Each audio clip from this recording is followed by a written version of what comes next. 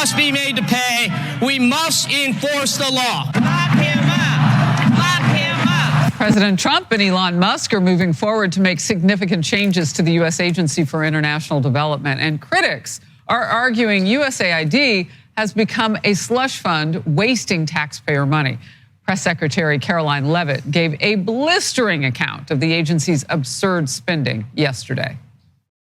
Here's the reason why Elon Musk and others have been taking a look. Because if you look at the waste and abuse that has run through USAID over the past several years, these are some of the insane priorities that organization has been spending money on. $1.5 million to advance DEI in Serbia's workplaces, $70,000 for a production of a DEI musical in Ireland, $47,000 for a transgender opera in Colombia, $32,000 for a transgender comic book in Peru.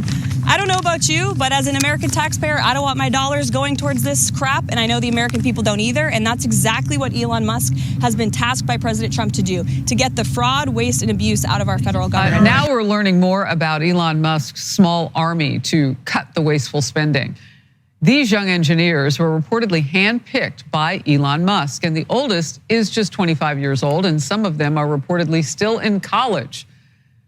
Joey, I took notes. $1.5 million to advance the DEI in Serbia's workforces. Yeah. I mean, yeah, USAID. So I have an anecdote for you. I have a friend, she texted me a few hours ago, unsolicited, didn't know I was on the show today.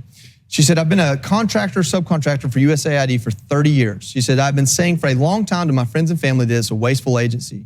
We've done some of the stupidest projects you can ever imagine. Although it's now putting me partially out of business, it's a good thing, and that's what I voted for. That's from somebody who has been a contractor, subcontractor, who has firsthand experience for 3 decades. I think it was Harold Ford yesterday on the 5 said, don't throw the baby out with the bathwater. Well, sometimes that's exactly what you need to do. Sometimes you need to hit delete and then start over again. Because the people that are working in that agency, they were approving these things. So that's a part of their ethos. And if they have to go home and not come back to work, that's probably the best thing that should happen. Rebecca? Well, listen, it not only is it waste, but a lot of times, a lot of this stuff aggravates our allies and partners. It's ideologically controversial, so it's pushing things like abortion on conservative countries, or the LGBTQ issue, or climate ideology, and it aggravates our partners and allies. Of course, it aggravates a lot of Americans as well, and sometimes violates the consciences of Americans. Don't even want our taxpayer dollars to go to these things. But I think the larger point is USAID was never meant to be purely charity, purely altruism. It's supposed to align with American foreign policy objectives and make sure that we have countries that are siding with the United States against our adversaries. Last point, recently went to a trip to India. India, conservative country. We want to partner with India to counter China. The Indian officials I talked to said they were irritated by the progressive policies that the Biden administration foisted on them. It hurt our relationship with India. Yeah, I wonder how Serbia's workforces would feel about all that DEI. I'm sure they don't turn down the money, $1.5 million. But to your point, I mean, that's not in alignment maybe with some countries. I don't know about Serbia. Yeah, look, this is the best 3 examples I've seen for the problems at USAID. I just want to highlight it. Emma Colton, FoxNews.com. Everyone read this. Number 1, Tom Cotton sends a letter October of 2023 to Samantha Power, who's administering USAID, and says, I have credible evidence that Hamas terrorists have received U.S. aid. Now, USAID denies that. Tom Cotton, however, not known for throwing random things to the wind. Number 2, Syrian National gets $9 million to Al Nusra Front. Newsflash, Al Nusra Front is a terrorist organization. Number 3, money gets to the Wuhan Institute of Virology. Let's put a cherry on top.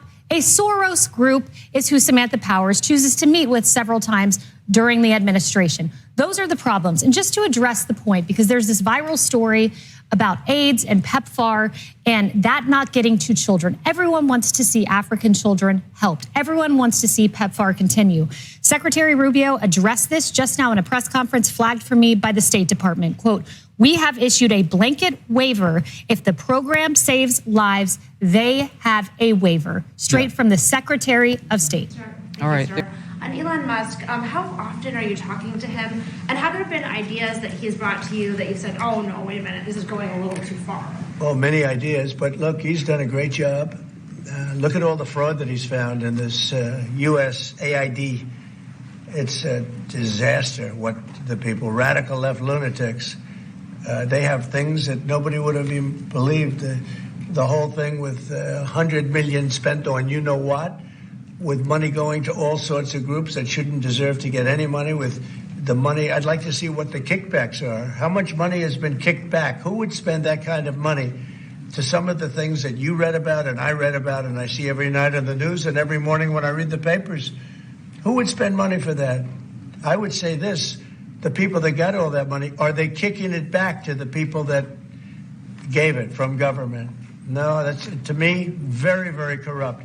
The real question is, how much of a kickback has there been? And one of the things I want to investigate rapidly, because I've never seen anything to this extent, the train that's being built between Los Angeles and San Francisco is the worst managed project I think I've ever seen, and I've seen some of the worst. Billions and billions, hundreds of billions of dollars over budget. In fact, I read where you could take every single person that was going to go on the train and get the finest limousine service in the world and take them back and forth with limousines, and you'd have hundreds of billions of dollars left over. It is the worst thing, and we're going to start an investigation in that because it's not possible. I built for a living, and I built on time, on budget. It's impossible that something could cost that much. And now it's not even going to San Francisco, and it's not going to Los Angeles. They made it much shorter. So now it's at little places way away from San Francisco and way away from Los Angeles. No, we're going to start a big investigation on that because I've never seen anything like it. Nobody has ever seen anything like it. The worst overruns that there have ever been in the history of our country. And it wasn't even necessary. I would have said, you don't buy it. You take an airplane. It costs you $2. It costs you nothing. You take an airplane. But this got started, and if you have to, you drive. You can drive. They have hundreds of billions of dollars of cost overruns, and it's not even the same project. It's much shorter. It's way outside of San Francisco and way outside of Los Angeles. So we're going to be looking into that. Is that Doge who's going to investigate the train? No, I'm doing that myself. No. Some of these Doge engineers that Elon Musk has helping him are as young as 19 years old. That's good. They're very smart, though, Peter. They're like you. They're very smart people. Thank you. Have you met any of these guys? No, I haven't seen them. They work actually out of the White House. They're smart people. Unlike what they do in the control towers, where we need smart people. We should use some of them in the control towers where we were putting people that were actually intellectually deficient. That was one of the qualifications, is you could be intellectually deficient. No, we need smart people. Some are young and some are not young. Some are not young at all. But they found great things. Look at the list of things. Maybe I'll do it tomorrow. I'll read off a list of 15 or 20 things that they found inside of the USAID. It has to be corrupt. Nobody could approve that. They could only approve that if they were getting kickbacks. And you're talking about hundreds of millions.